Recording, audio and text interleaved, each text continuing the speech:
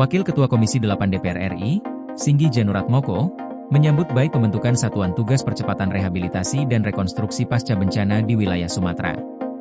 Satgas ini diharapkan mampu mengkoordinasi seluruh proses pemulihan di Aceh, Sumatera Barat, hingga Sumatera Utara, agar bantuan dan pembangunan dapat berjalan lebih efektif dan terarah.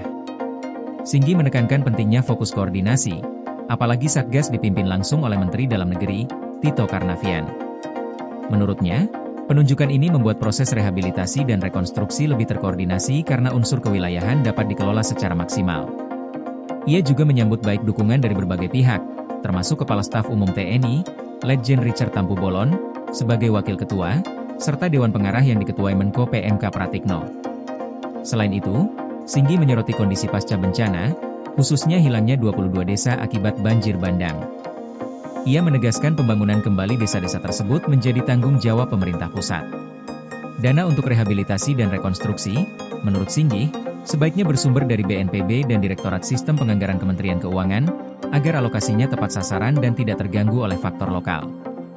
Pembentukan Satgas ini, menurut Mensesnek Prasetyo Hadi, didasari oleh pertimbangan luasnya dampak bencana yang melibatkan 3 provinsi.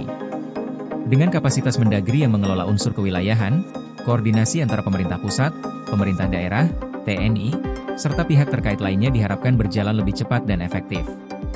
Satgas akan memantau semua proses mulai dari rehabilitasi infrastruktur publik, pemulihan fasilitas pendidikan, hingga pembangunan rumah warga yang terdampak.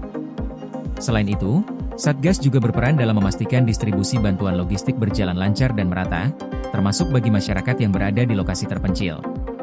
Singgi menekankan bahwa keberhasilan Satgas tidak hanya diukur dari kecepatan pembangunan, tetapi juga dari kemampuan koordinasi lintas instansi, keterlibatan masyarakat, dan akuntabilitas penggunaan dana.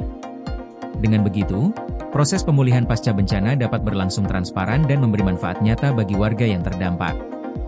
Dengan hadirnya Satgas ini, pemerintah menegaskan komitmennya untuk mempercepat pemulihan, membangun kembali desa yang hilang, dan memastikan masyarakat Sumatera dapat segera kembali beraktivitas normal. Koordinasi yang baik diharapkan mampu meminimalkan kesenjangan, mempercepat distribusi bantuan, serta membangun ketahanan masyarakat menghadapi bencana di masa depan. Koordinasi PLN dengan TNGL jelang Hari Kesaktian Pancasila, listrik terbangun, alam tetap lestari. Panen perdana garam Aceh. PLN hadirkan energi untuk UMKM di momen menyambut Hari Kesaktian Pancasila.